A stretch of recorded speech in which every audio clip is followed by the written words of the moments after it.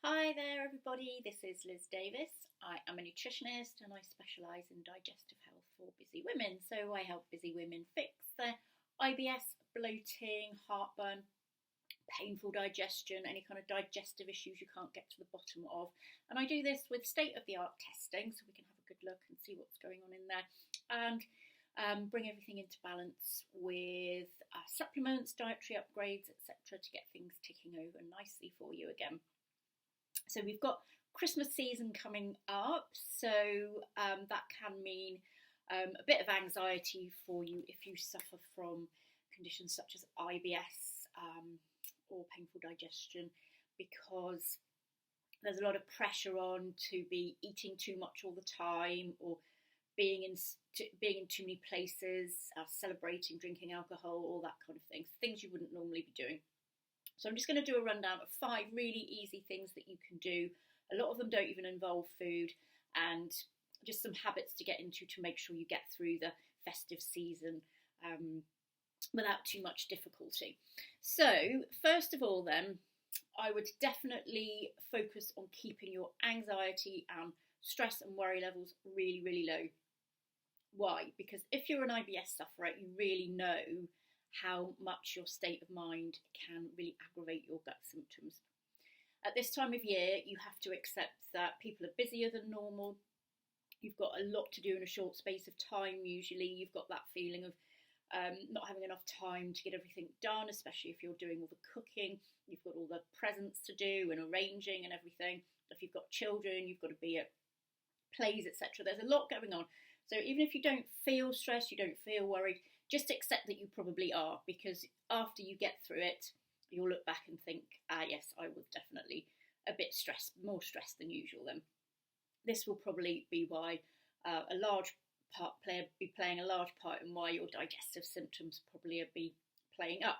So really give yourself space to relax. So lots of salt baths, magnesium baths, taking time out, using lavender pillow sprays, that kind of thing. Anything that you like to do that bring your stress levels down. And make sure you make plenty of time to do that. Make it a priority over these coming next few weeks. What happens is once you start to get stressed, it really negatively impacts your digestive system. So it can, it causes you to be not making enough stomach acid, to be not making correct levels of enzymes, etc., to break your food down properly. So it can cause a lot of uncomfortable digestion and just generally really aggravates everything, which is not what we need, especially if you're already suffering. So that leads us nicely into the second point for you to focus on, which is to always eat mindfully, particularly at this time of year. You'll probably be eating more than normal. So it's really important that you get into the right frame of mind for eating. So before you start to eat, make sure that you are concentrating on eating and on eating only. Probably a bit difficult if you've got lots of people around you, but really try and focus. There's a quick exercise you can try discreetly. Just breathe in for a count of 6, hold it for a count of 6, and then breathe out for a count of 6. Do that as many times as is necessary for you to really kind of relax and get in the mood for eating. Eat slowly and think about your food while you're eating it. That in itself is going to take pressure off your digestive system. You don't want to be chucking it into your mouth and then it's just going straight into a dry hole with no enzymes or anything to break things down for you, or no stomach acid. So just get into the right frame of mind for eating mindfully, particularly if there's a lot of hustle and bustle going on around you. Number 3, for the same reason, it's going to be avoiding overeating. What you can do here is make sure that you've based your meal around a protein food. So your protein food is going to be something like turkey, chicken, fish, nut roast, those kind of high protein foods. And try and avoid so many of the high carb foods. So high carb foods are stuff like pastries, sweets, canapes, probably that kind of thing. Because if you eat too many high carb foods, they don't make you feel full. You'll probably get hangry after a couple of hours and be craving more food. But if you stick to your protein foods as a base, then that's going to keep you nice and full for a long time.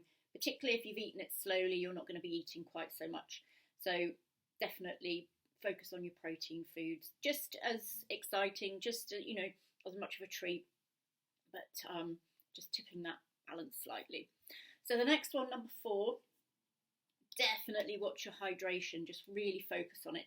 If you're dehydrated, say if you've been eating lots of salty foods, alcohol, etc., is going to dehydrate you, and then your body won't be able to produce its stomach acid adequately and really lubricate your digestive system as well. So if you are drinking alcohol, make sure you alternate your alcoholic drinks with a nice glass of water. You can use fizzy water as well, to obviously, if you're a bloating person, but otherwise you can use fizzy water. It still makes it a nice kind of a bit of a treat to maybe mix your wine with fizzy water, that kind of thing, or have a glass of water in between glasses of wine. Try and avoid any kind of very sugary alcohols. Good quality red wine is always best. You've got a few health benefits in there as well. But just generally make sure you're drinking plenty of water and keeping things nice and lubricated and keeping that pressure off your digestive system. So the next one, number 5, you could try a probiotic if you don't normally. Some people find probiotics really, really help. There are loads and loads of strains of probiotics around.